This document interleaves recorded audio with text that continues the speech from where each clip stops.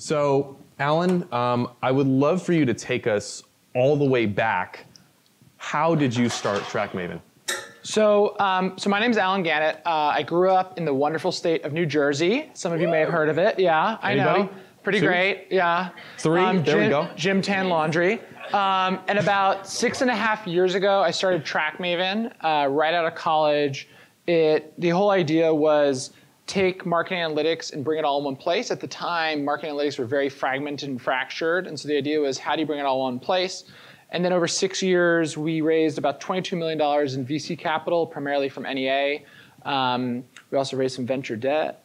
And then we merged in October. We were about 50 people at the time with a company called Skyward, which is a content marketing platform. And together, the combined company is about 250 people with offices in Boston, DC, and Pittsburgh. And our goal is to be the largest content marketing platform for big consumer and B2B brands. And so, yeah. Fantastic. So how many of you here tonight are working on a startup right now? Show of hands. Okay, you're awesome. So, Alan, one of, I feel like, the hardest things when you're doing a startup is figuring out, okay, I now have product market fit. I'm now ready to, put some gas behind it. What were some of the things that you did to get to that point where you said, okay, I now feel like this is a legitimate solution that we can push and go to market with? So a lot of the stuff we did that worked, I think I had no idea that it was going to work. Like, it was more of just like we stumbled across some good processes that now looking backwards, I was like, oh, I know why that worked. So I think the thing we did in hindsight that worked really well was there's this term which is basically around, it's called problem finding. And it's the idea that when you're looking to solve a problem, you can either start with coming up with a solution and then find the problem that it solves, or start with a problem and figure out the solution later. And I think a lot of times where entrepreneurs get in trouble is we start with a solution, and then we talk about like finding our product market fit, but it's like this solution, like where the fuck did it come from, right? It's like this random idea that we had and we're like really in love with it, and then we're like trying to find the right market for it. And what I found with a lot of my friends who are like second-time entrepreneurs is that they first start with a problem, and then the solution doesn't really matter. So this problem might be, okay, there's now visual advertising, and people are going to want to programmatically buy that. How do we do that, right? And rather than starting with a specific technology solution, they work the other direction. And I think we had accidentally done this because I was a marketer and basically was solving this problem I was having of how the heck do I get these reports all in one place. And so I think that is probably the biggest sort of mistake that a lot of people make is they come up with some idea, they're in love with the idea, and they spend a lot of energy trying to find a market that idea appeals to instead of starting with a market and a problem and working towards that.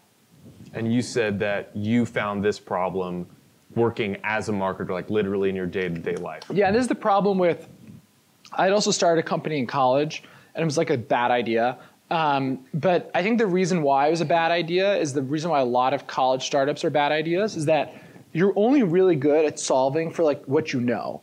And so like my college startup was like, it was like a college admissions calculator basically, right? Mm-hmm. And like inherently that's all I knew. And so I graduated college when I was 20, and then I went and took this job doing marketing at a startup. And because of that, I realized, oh, there's this other problem. And I think that's so often where as entrepreneurs, if you're like younger, you have this ambition to do something right away. But if you don't have the context and the perspective to find an interesting problem, you end up solving shit that like no one cares about.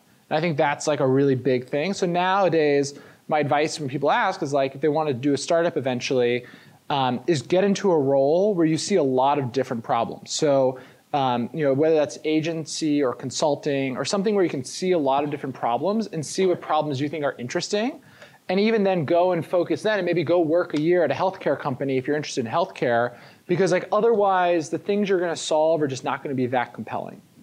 And how did you go about, okay, you found a problem, you realized this would be a good thing to tackle. Did you initially like try and figure out how to build a product yourself? Did you bring people in? Like how did you get like that first MVP? Okay, so I think we did a bunch of things you're not supposed to do, but like they worked out. Yeah. So I did as a sole founder, which I guess, especially around here, you're like not supposed to do. And then I wasn't technical. Like I know zero code. I once tried to learn Ruby on Rails and it was like horrific. They were like, make a version of eBay. Was it a train wreck? It was a train wreck. Like, yeah, it was really bad. We'll leave that. I'm trying. You're trying. But basically what I did is early on, I found a couple really talented engineers, and I was in a place where I was really well plugged in the DC startup ecosystem. So I was able to raise money off of PowerPoint, and then I just paid the engineers with money. Not bad. Yeah, with money. Would you say salary? That, like, that's good. But I think this is a big thing, is that oftentimes, like, there's this sort of idea of like, you can hire a VP of engineering if you're really good at raising money, right? And I think there's a lot of people who are talented marketers and salespeople and don't give themselves enough credit or confidence in their ability to raise money. And there's people who are definitely dumber than you raising money, right? And so like, you can do it. Interesting. So would you suggest people like, hey, go raise early to try and pay for these people? Interesting. Yeah. Interesting. 100%. Even with like, would you say, even without a product, or at what point would you say like— do it off of PowerPoint. Do it off of PowerPoint. Interesting. I'm liking this counter Silicon Valley edge you got going. Washington, DC, here we are. And that's another interesting point. Would you also say like, honestly, Silicon Valley can feel saturated for me sometimes. Would you say like, hey, go else like a secondary market in New York, DC maybe? Or? I think the benefit of any ecosystem is like how you're incorporated in the ecosystem and like your ability to gain talent or attract capital or whatever it is. And so I think in DC, I just knew a lot of people, and so it was like something I could do. But I think it's just wherever I think you would be best at, right? So there's some companies where, think about ExactTarget, it was Indianapolis, sold for over $2 billion to Salesforce, right? Not bad. The team there knew a lot of people. They were plugged in. They knew the colleges. They knew the engineering departments. So I think you should go wherever is uniquely best for you. And I think self-awareness plays a big role. I think we're past the time period where you have to be in Silicon Valley to be successful. I think it is one place where your odds are dramatically increased on average. But for certain people, it's going to be worse. And so I found that, for me, DC was a really good fit. So I want to hear more specifically about how you raised money, but first there's this great story that I heard about. You were 22 years old, I believe, at the time, and there's this song by Taylor Swift. You did some Googling. I did some Googling. I asked some people. There's a song by Taylor Swift. Well, I'll let you tell the story. So is anyone else here a Taylor Swift fan? Okay. Let's go. We're going to, all right. yeah. Mahak, I know you're a Taylor Swift fan. Everyone else has flaws unlike Taylor Swift. So anyway, I'm a big Swiftian. And so I was like, my go-to playlist is like this very poppy playlist that includes a good amount of Taylor Swift. And we were raising our A, and I was like literally 22. And I right now look like a 12-year-old, just tired. And when I was 22, I looked even more like a 11-year-old and not tired. And so I was petrified about the fact that I was young. I was terrified. I was like, no one is going to ever give me money. But I was like, I'm an idiot. I raised a seed round. It's fine. And so started talking to these big VCs, and NEA has a big DC office, and they're the biggest fund in the world. And the partner who we've been sort of flirting with was on the Forbes Midas list for the last 8 years in a row. And he was like, I want to come to your office. And I was like, oh my God. And so he's coming to our office, and he's comes into he was like, let's go to the conference room and show me a demo. And he's very high energy. And literally the whole time I'm so glad I wore a button down today. I'm glad I'm wearing glasses. Maybe I shouldn't shave, but I won't grow a beard for 3 weeks. So what am I doing? So we're in the conference room. I'm just totally in my head. And you know how HDMI cords, when you plug them in, crazy stuff happens? The screen starts flickering, audio starts going. And so blasting through the TV comes 22 by Taylor Swift. And I'm like, I am going to die. I literally was like, I am going to die. I'm never going to raise money. My startup's a failure. Taylor Swift. And and anyway, and there was a moment, and then he just started cracking up, and I was like, okay, thank God. And it was actually a good example, I think, of I cared way more about the age thing than anyone else really cared about, especially the people who mattered and were serious people, because they're self-assured and secure in their lives, that they don't really give a shit about that stuff. The only people who really cared were the people who were sort of deeply insecure for other reasons, and generally not people to care about. So how did you get over it? I think it was like a lot of, I mean, just seeing that over and over again, where like the people in my life who really had an impact, whether they were like mentors, board members, big customers, they did not care, right? The people who like really mattered, it was all the sort of frivolous people who cared. And so over time, seeing that and just realizing like, they don't have to like me. It's fine, right? Awesome. Well, while you were doing all of this, you, I don't know how, but somehow found the time to write a book called The Creative Curve. Can you explain a little bit, like, what's the thesis behind that book? So the book came out in June, and the idea of the book is investigating this question of whether or not people can learn to become more creative, and looking at through the history of creativity, the science of creativity. I interviewed about 25 creative achievers. So these are folks like Alexis Ohanian from Reddit, Ted Sarandos from Netflix, Nina Jacobson, the producer of Crazy Rich Asians, Pasek and Paul, who are the creators of La La Land, Dear Evan Hansen, and The Greatest Showman, like a really eclectic sort of group. And basically looking at this question, and I found that there's some patterns that appeared over and over again of things these people did to become more creative. And so yeah, so it's been a really fun experience. And the book is sort of a part myth busting, part how to sort of book. So you're like a myth buster. I mean, that's what they call me. Awesome.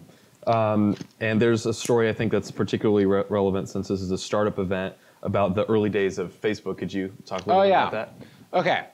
So did anyone here go to Columbia? Okay. So Columbia, 2004, a month before Facebook went viral at Harvard, there was this other social network called Campus Network that went viral at Columbia. 4 weeks before, became extremely popular. It was started by the class president of Columbia, who actually now is the GM worldwide of Lime, the scooter company. But anyway, so really smart guy, started this company, you know, Ivy League school, all this stuff. It was actually at the time the biggest competitor to Facebook. This company called Campus Network. They launched at a whole bunch of campuses. They took off to focus full-time on the startup. And the product actually had more features. So Facebook became really popular, and then later added things like the activity feed, the wall. Photos were actually on V1. You know, there wasn't groups, there wasn't events. The first version of Campus Network had all of that and more. Like, it was one of those products that had like every bell and whistle. Fast forward a year, shut down, failed. Wayne and Adam, the two co-founders, went back to Columbia. So like, I think this is a really interesting story because you have same sort of underlying resources, Ivy League school, really smart, well-connected in the community, strong technical founders. So why did it fail? What I found was really interesting was fundamentally one of the things that Facebook did really well early on is actually to have less features. So oftentimes as entrepreneurs, we get mistaken between sort of technical quality or feature quality and market readiness. And so we build like the best version of our software ever, right? And it has legitimately more features and they are theoretically better. Maybe an IT software, right? They build this crazy thing. But then the market is like, I just want fucking Outlook to work, right? Like that's all I care about. Like I don't need all this other stuff. And so a lot of times we get wrong is market readiness. And I think that's really interesting. You see this obviously with like even Uber, like in the late 90s, there was a basically Uber. Instacart, there was Webvan in the late 90s, right? So I think oftentimes we misunderstand our audience, and I think it's a really powerful story for when I think of commercial creativity, which startup entrepreneurship definitely is, I think it's a combination of three things. I think one, it's skill, right? So your ability to come up with a great idea and execute on it. I think two is distribution, right? You have to actually get the idea into people's hands for them to evaluate it. And three, it's market readiness, right? If you have the best thing in the world on a technical, qualitative perspective, but your customers don't want it, who cares? And I think that nuance is really interesting, and just seeing Facebook very slowly over the years come out with more and more features as people became more comfortable with sharing, it's really interesting. So how did you go about market readiness for Trackmaven? So what we did is early on, I mean, this is sort of the cliche advice, but we just had very tight feedback loops with our customers. So we had a group of beta customers. It was free, which was probably a mistake, which we can talk more about. And basically, I was like, well, I'm going to talk to you every single week. They were using it. And just being that close, you inherently sort of hear things. The other thing we did is, as CEO, I was doing all of our sales for the first sort of 7 months. And doing that and experiencing those conversations really helped me just sort of internalize like where the different gaps in the product were and what features we needed. And being the primary source for that was incredibly useful. So you mentioned that giving it away for free initially was a big mistake. Yeah, pricing. So who here's doing a B2B startup? Raise your hand. Okay, like 2 people. Everyone else is. There we go. Okay, 4 or 5 people.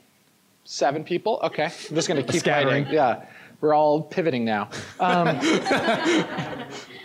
So one of the things I thought was really interesting when it came to pricing was I think because like I was a consumer of like the startup I worked at was like a 12-person company, so I was used to buying like MailChimp, right?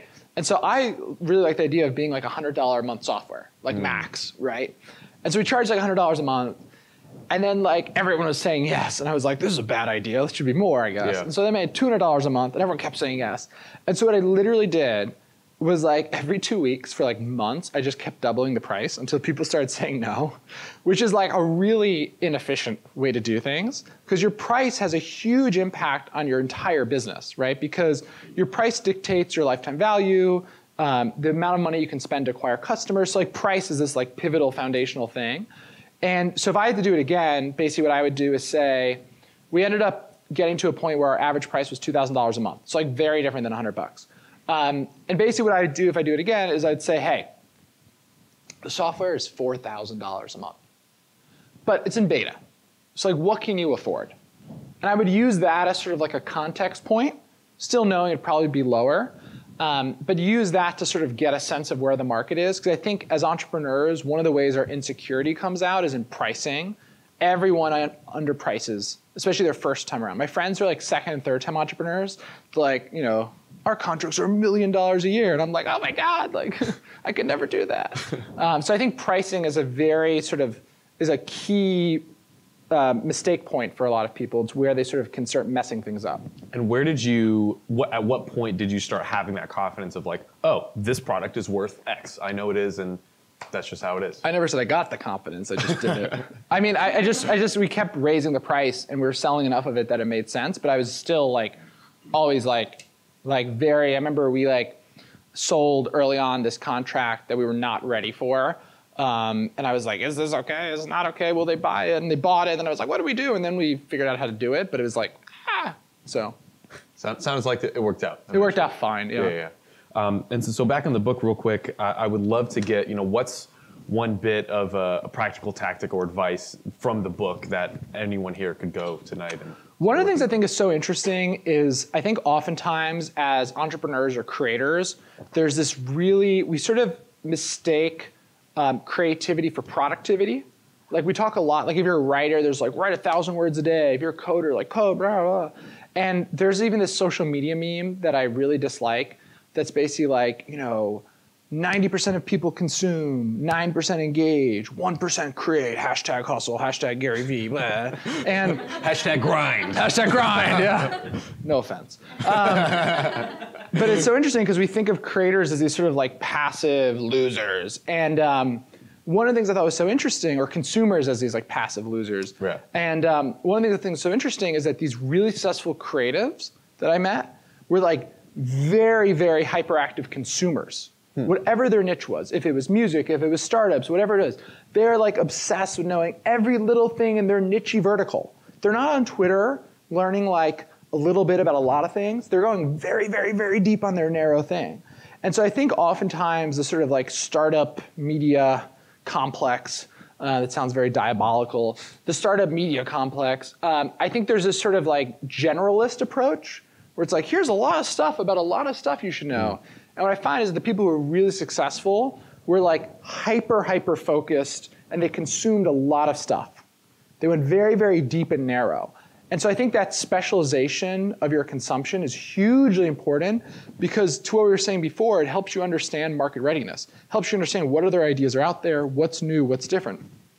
If you're just a generalist, you tend to only see big trends and themes once they're already big. And then you're like another person starting a Bitcoin startup, right? Where it's like, okay, like I got it. Hashtag crypto life. Hashtag crypto life, for sure. Like 3 people are triggered now.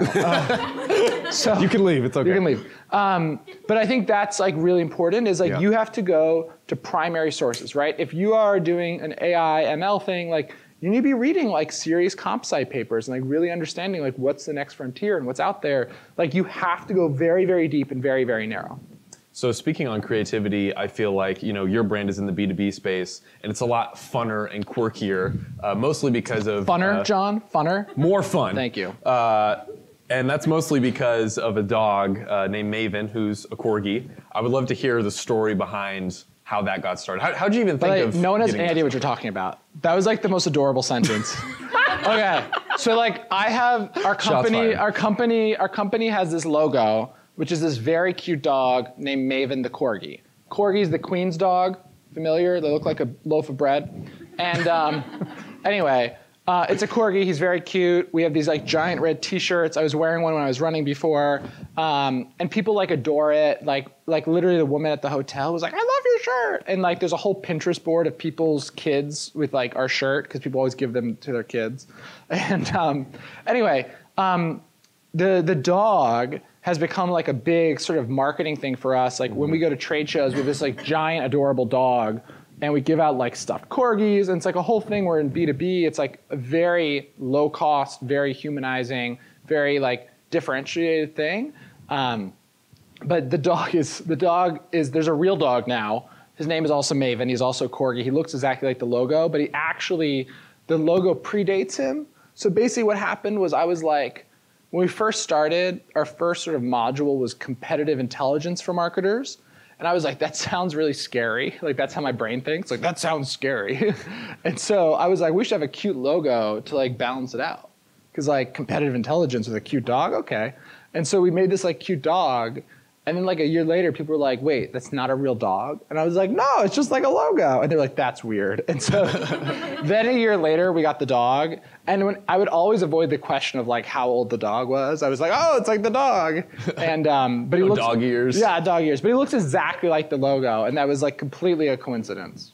Interesting. So would you say for other people trying to differentiate their brand in the B2B space, like myself? Should you have a dog picture? Should I have a dog? Should I get a koala maybe? Koalas a giraffe? I don't know. I do think generally that in B2B, brand is one of the most underserved things. Like with consumer companies, like nowadays, like everyone who starts one of these direct-to-consumer companies goes and spends 200 grand to hire Red Antler to build this like amazing brand and logo identity. But then B2B, we're like, here's like 2 words in blue with like some version of a rectangle. Is your logo blue? Sorry. Some version of blue. Yeah, some version of blue. Every B2B website eventually becomes blue. And so, and then they're like, that's the brand. And then they're like at a trade show and they're like, why is no one coming by our booth? It's like, because you have like a blue, boring logo. Like you look boring, everything's boring. So when we do trade shows, we found that if we spent less money but do things just a little bit creatively, we get a huge return. So like, I'll tell you the last 2 things we did. So like content marketing world is like, in our market is like Woodstock for us, like it's a big deal. And so this year we did an 80s arcade. We rented a claw machine. It was stuffed with corgis. We had all this like 80s candy. We rented a Pac-Man machine. I had like this really cool like retro 80s jacket that was like blue and green. The year before, we always talk about marketers throwing spaghetti against the wall as like a metaphor for like non-data driven marketing. And so what we did is we created a giant target and then we covered it with plexiglass and then we bought 20 pounds of cooked spaghetti from a local caterer. And then we got these like Italian chef hats. And then we literally had this booth set up where you could throw spaghetti against the wall as a marketer. And like people loved it and it cost literally like $100, right? And so generally, if you're doing B2B, I think one of the big mistakes you can make is to like not think about brand. And so what I would encourage you to do is if you don't understand brand, find one of your friends who does and just be like, can you please help me for like a week? Like I just need this to not suck. And so like animal logos, like I'm all about it, fun colors, like good stuff. Awesome. And recently you had a merger with Skyward. Congrats on that. How did that come about? Was that a conversation or a relationship that started early and you fostered it or came on later? So basically our space, so what our software does very practically is you run a bunch of campaigns on your content or social channels. We build reports on how it went. And then on the other side, we also use historical data to give you recommendations about what you should do in the future, based on both your data and your competitors, okay? Everything in the middle, like actually doing the campaign, we didn't do. So we were like, here's what you should do. 6 months later, here's how it worked, right? So everything in the middle we didn't do. And so we had planned to go off and do a bunch of technical integrations with a lot of the people in the middle, which is like the content marketing platforms, social media management tools. And went and go and have those conversations. We've known those people because for the last 6 years before we did the merger, like we've been working with them. Right. And so when we met with Skyward, we were talking and they were saying how their biggest feature gap was analytics. And it kind of just got to a point where you're like, And I generally think the marketing tech space is too fragmented. So when I started Trackmaven, there was 150 marketing tech vendors. There's now 6,800. It's not a typo, 6,800. If you look at the industry landscape, it just is offensive. And so, And so generally you're seeing a lot of that consolidation happening right now. Like Spreadfast just merged, I think with Lithium, Crimson Hexagon merged with Brand. Like there's just a lot of that happening. Yeah. And so I think we felt that inherently right now, size is really important. And so we did the merger, and basically our strategy going forward is to basically do more M&A. And so we're going to merge with some similar sized companies, acquire some smaller companies. And so my job post-merger is running the M&A strategy, which is really fun because it's very heady work without the HR issues. Nice. Yeah. And when would you suggest other founders start thinking about getting a merger and acquisition? Early on, or? So we had, Skyward, we knew them. They had sponsored our user conference for a few years before that. Yeah. And so we had that relationship. But I think it was I never thought about, one day, that guy would be my boss. I never even pictured that. It was so far removed from sort of the reality at the time. And so I think it's really hard to be overly intentional about it. I think inherently in your marketplace, if you're creating the relationships with your friends, your enemies, which really should be frenemies, potential, bigger companies in your space, I think that naturally sort of sorts itself out. So I think it's a really broad question, but generally I'd say focus on building the relationships in your specific industry, and everything else sort of takes care of itself. And to get to that point, were there any big key hires that really moved the needle, whether it was right in the beginning, closer to the end? Yeah, so early on, I put together a board of directors, and a company in our space called Eloqua, it's a sort of MailChimp for giant companies, right? They had sold to Oracle for $1 billion in cash. And the CEO lived in DC. And I was like, God, I got to meet him. And so he doesn't know this story, so hopefully he never finds this video. But anyway, so I found someone who was mutually connected on LinkedIn. I was like, hey, can you find some relationship to this guy and talk to him? Because I need to buy him coffee. And so he did. And then I met up with him. And this was at the time we were a 6-person company. He had literally just sold his company for $1 billion. And this was 3 months later. And he had just left Oracle because they didn't want him to stay. And he was bored. And he was and then at the end of it, he was like, do you want me to join your board? I was like, yes, I do. And he was like, shouldn't we like date more? I'm like, no, you should just join my board. And so he was like a huge catalyst because he had obviously just sold his company. He knew a ton of people in the space who were potential employees. He helped us get NEA as our initial investor. And so I do think that inherently that's part of why location's important is DC's always had a pretty strong MarTech market. Like Eloqua had a headquarters there. Vision, which is now part of Vocus, which is now part of Cision, had a headquarters there. Cvent, which sold for $1.6 billion, is headquartered there. So we always have had that, and I think that was an incredibly useful thing. And so over the duration of the company, I kept collecting all these like people who sold their company to Oracle. Like that was the theme. Like the CEO of Opower eventually joined our board. The co-founder of Cvent joined our board.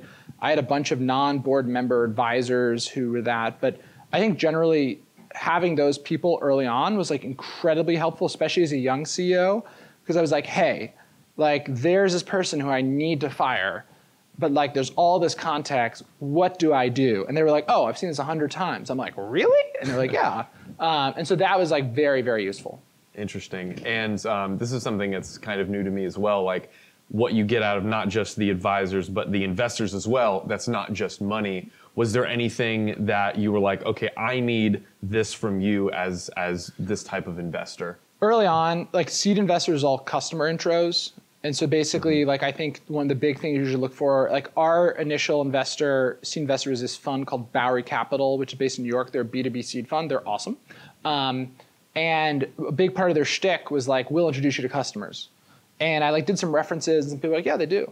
And that was hugely helpful. Like in the first year of selling, they probably brought in like 300 grand in ARR, which was just like, okay, like that really helps. Yeah. And so that I think is like incredibly useful and important. The investors recruiting thing, I always think is kind of BS. Like no offense to anyone who's an investor, because like, I don't know, it's like most VCs, like they don't know anyone other than the CEO. Like they don't really know, and they're really good people. Like they're not going to help you recruit really good talent from their existing portfolio companies. So I just think it's kind of bullshit. Yeah. Interesting. And you know, you were still pretty young now. You were very young then. Did you ever? I get it. Did you ever have any issues with like managing someone who is twice your age or anything like that? No, but I definitely ended some interviews where people started the interview with like, how old are you? And I was like, this is not going to work. But I mean, generally people sort of get like, if you're writing, not literally, but if you're figuratively the signature on the check, doesn't really matter. Gotcha. And is there anything else like glaring in your mind? Like this is something that you share with every entrepreneur that's you found universally useful? I think for young entrepreneurs, I do think it's okay to like be mindful of your age. Like I definitely like dressed up a little bit more. I got LASIK this year because I was sick of contacts, but I had switched from contacts back to glasses, and like that definitely gave me some level of self-confidence. So I don't like regret that at all. And I think more generally for entrepreneurs, I think the most important thing you can do is like obsess over product, and distribution marketing is critical, but it's a concentric set of circles with product in the middle. And so you look at, I think MailChimp's such a great example of this. They know their user persona so well. They build so well for that persona. And you know, for a long time, all of their marketing was word of mouth and that viral little sticker at the bottom of emails. So I think if you focus on your product, all the other problems are solvable. If you don't focus on your product, the other problems, you can have the best sales team in the world, eventually you'll lose.